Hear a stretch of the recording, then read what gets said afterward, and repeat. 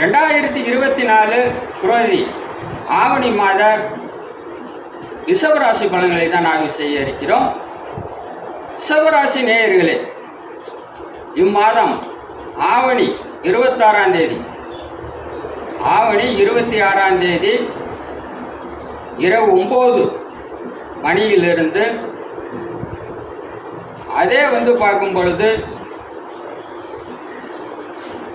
30ஆம் தேதி வரை உங்களுக்கு சந்திராஷ்டமம், 29ஆம் தேதி காலை 7 மணி வரை சந்திராஷ்டமம் இருப்பதால் கண்டிப்பாக இதில் சுபகாரியங்கள், புதிய முயற்சிகள், திருமண சம்பந்தமான சுபகாரியங்கள் இதையெல்லாம் தவிர்ப்பது நல்லது.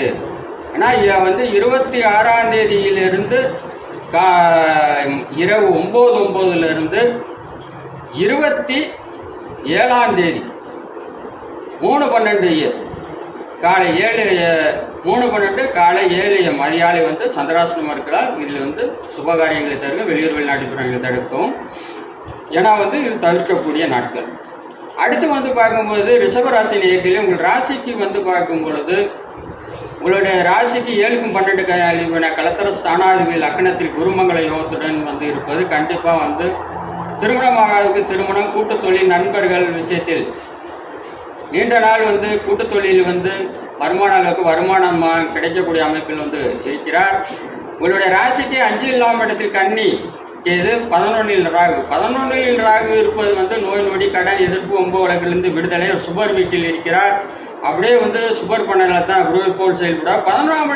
5ஆம் இடத்தில் கேது இருந்தால் குரு பார்வையில் இருக்கிறார். ஏன்னா குழந்தை பாக்கியம் எல்லாருக்கும் குழந்தை பாக்கியமானது கண்டிப்பாக கிடைக்கும். பூர்வீகத்தில் இருந்த பிரச்சனையான திரைப்படத்துறையில் கண்டிப்பாக முயற்சி செய்வதற்கு நல்ல ஒரு முயற்சிக்கு ஏற்ற பலன் கிடைக்கும். இன்ஸ்டான், ஃபேஸ்புக், யூடியூப் இணையதளம் வைத்திருப்பவர்களுக்கு கண்டிப்பாக அதன் மூலம் லாபங்கள் அதிகரிக்கும். உங்களுடைய ராசிக்கு பார்க்கும்போது தனபஞ்சமாதிபதியான புதன் 4ஆம் இடத்தில் இருக்கிறார். 4ஆம் இடத்தில் அவர் நண்பரோடு சேர்ந்து சுகஸ்தானாதிபதியோடு சேர்ந்து சுக்கிரனோடு சேர்ந்து மிக மிக வலுவாக இருப்பதால் சுகஸ்தானாதிபதியும் சூரியனும் மாத துவக்கத்திலேயே சுகஸ்தானத்தை வீடு, நிலம், வண்டி, வாகனம், சொத்து, சேர்க்கை இவை அனைத்தும் மாதம் உண்டாகும். நீண்ட நாள் வண்டி வாங்கணும் அவருடைய கனவு நிறைவேறும். அரசு சம்பந்தமான பணிகளுக்காக ஏன்னா ராசிக்கு 4ஆம் இடத்திலிருந்து ராசிக்கு 10ஆம் இடத்தில் பரப்ப ஜீவனம், பொருளாதாரம், சொந்த தொழில் மூலம் மிகப்பெரிய ஒரு வளர்ச்சியானது ஏற்படுங்க. ஏன்னா சுகஸ்தானாதி பலம் பெற்று உங்களுடைய ராசிக்கு 6க்கு அதிபதியான சுக்கிரனுடன் புதனுடனும் சேர்ந்து இருப்பது, உங்கள் ராசிக்கு தனபஞ்ச யோகாதிபதியுடன் இணைந்து இருப்பது மிக சிறப்பான. ஏன்னா ராசி 4ஆம் இடத்தில் மறந்தாலும் மிக வலுவாக இருக்கிறார். ராஜ யோகாதிபதியுடன் இருக்கின்றார். இப்படி மிகவும் சிறப்பான பலன்களை அள்ளி கொடுப்பார். உங்களுடைய ராசிக்கு ராசிக்கு அதிபதி அவரே 6க்கு அதிபதியான சுக்கிரனாகப்பட்டவர். அவர் ஆவணி மாதம் 8ஆம் தேதி கன்னியில் போய் நீசமாகிறார். எனவே 8ஆம் தேதிக்கு பிறகு அவர் நீசமானாலும் ஒரு 5ஆம் இடமான திரிகோணத்தில் இருப்பதால் பெரிய அளவு தொந்தரவு இருக்காது. சின்ன சின்ன ஹெல்த் ரீதியான பிரச்சனையானது 8ஆம் தேதிக்கு பிறகு ஜாதகருக்கு கண்டிப்பாக நோய் நொடி பிரச்சனை இருக்கும். இது 6 to 12 தசாபுத்தி நடப்பவர்கள் கொஞ்சம் அதிகமாக இருக்கும். யோக தசாபுத்தி நடப்பவர்களுக்கு இந்த பலம் நடக்காது. அதே மாதிரி பார்க்கும்பொழுது உங்களுடைய ராசிக்கு 7க்கும் 12க்கும் அதிபதியான செவ்வாய் மாத துவக்கத்திலே மிகவும் வலுவாக இருக்கிறார். அவர் 10ஆம் தேதி வரை குருவோடு சேர்ந்து மிகவும் சிறப்பாக இருப்பது நல்ல யோகத்துக்கு. ஆனால் 10ஆம் தேதிக்கு பிறகு அவர் மிதுனத்துக்கு பயிற்சி ஆகிறார். எனவே ஆவணி மாதம் 10ஆம் தேதிக்கு பிறகு மனைவிக்கு சின்ன சின்ன ஹெல்த் ரீதியான பிரச்சனை கொடுக்கும். ஏன்னா 7ஆம் அதிபதி 7ஆம் பாவத்துக்கு 8ல் மறைகிறார் என்ற விதிப்படி தனம், பொருளாதாரம் யாருக்கும் வாக்கு கொடுக்க வேண்டாம். யாருக்கும் வாக்கு வேணும்னா கொடுத்த வாக்கை காப்பாற்ற முடியாது. இதே அதில் கவனமாக இருப்பது ரொம்ப நல்லது. மற்றபடி பார்க்கும்போது உங்களுடைய ராசிக்கு தனபஞ்சமாதிபதியான புதன் 19ஆம் தேதிக்கு பஞ்சமஸ்தானத்தில் போய் குருவின் பார்வையில் இருப்பதால் பூர்வீக சொத்தில் இருந்த பிரச்சனை 19ஆம் தேதிக்கு பிறகு அகலும். சினிஃபீல்டு, ஆயக்கலைகள், 64 கலைகள் உங்களுக்கே தெரியும். 64 கலையில் ஈடுபவர்களுக்கு மிகச் சிறப்பான பலன்களை கொடுக்கும்.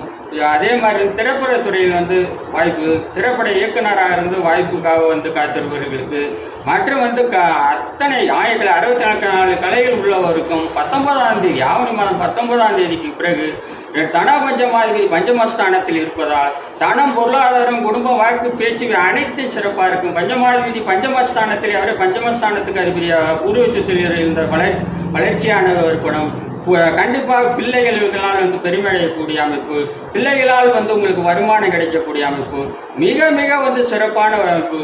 கேட யோகம் அந்த அமைப்பில் வந்து பஞ்சமஸ்தானத்தில் மிக மிக பண உறவு, தன லாபம் இதெல்லாம் வந்து 19ஆம் தேதிக்கு பிறகு வந்து அதிகரிக்கும். அடுத்து வந்து பார்க்கும்பொழுது உங்களுக்கு வந்து சனிபான் ஜீவனஸ்தானத்தில் இருக்கிறோம். எனவே வந்து ஜீவனம், பொருளாதாரம் இதெல்லாம் ஓரளவு சிறப்பாக வந்து இருக்கும். 10ஆம் இடத்தோடு மொத்தம் 4 கிரகம் வந்து மாத துவக்கத்தில் இருப்பது சொந்த தொழிலும் வளர்ச்சியானது இருக்கும். 2026 சட்டசபை தேர்தல் யூடியூப்ல போய் தமிழ்நாட்டு சேனல் அஸ்ட்ரோராஜான்னு சொல்லிட்டு வீடியோ வரும். 2022 கணிப்பில் 2024 2026 சட்டசபை தேர்தலில் முதல்வரான யூடியூப்ல போய் தமிழில் டைப் பண்ணி சேனல் அஸ்ட்ரோராஜான்னு சொன்ன என்னிடம் ஒன்று ரிசல்ட் வந்துட்டு ஒன்று அல்ல 2026 தான் தெரியும். விதி மதி கதி சாதகமாக இருப்பதோ அவரையே வந்து அடுத்த சிஎம். 2022 கணித்தது போல 2024 எப்படி திரு மோடி அவருக்கு வந்து பிரதமர், 2022 கணித்த அப்படியே 2026 ஒருவர் வந்து சிஎம் ஆகிறார். அது யூஎஸ் பார்க்கல, ஏன்னா நம்ப மாட்டாங்க. ஏன்னா வந்து இது வந்து லாங் ப்ரெடிக்ஷன். கண்டிப்பாக இது வந்து எதையும் வந்து ஆணித்தரமாக சொல்லக்கூடிய கண்டிப்பாக இது நடந்தே தீரும். அடுத்த பதிவில் சந்திப்போம். உங்களிடம் இருந்து உங்கள் அன்பு நண்பர் அஸ்ட்ரோ ராஜாராம். அனைவருக்கும் நன்றி.